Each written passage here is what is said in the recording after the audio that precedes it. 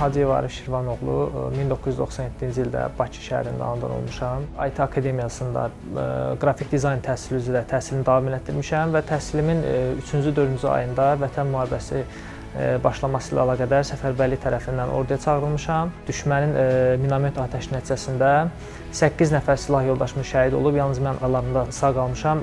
Gözümdə və qolumda böyük travmalar almışam. Yaşad fondunun köməyi ilə, həm İsraildən gələn həkimlərin dəstəyi ilə gözümdə transplantasiya əməliyyatı həyata keçirilib, qolumda çox saylı Türkiyədə və Azərbaycanda əməliyyatlar həyata keçirilib. Artıq əməliyyatların çoxunu öyrəndikdən sonra yenidən təhsilimi davam etdirmək üçün çalışmışam. Texniki universitetdə təhsil aldığım müddətdə də əlavə olaraq qrafik dizayn tədrisimi bərpa etdirməkdən ötürü Bakı Dizayn Akademiyasında tədrisə başlamışam. Hal-hazırda işləyirəm. Ümumiyyətlə bütün qazilərimizə hamısı şəfa diləyirəm və ümumiyyətlə insanda olan müəyyən bir qüsurların olması ona ümumiyyətlə həyat aktivliyində heç bir məhdudiyyət yaratmır. İnsan bu şeylərin öhdəsindən gələ bilər.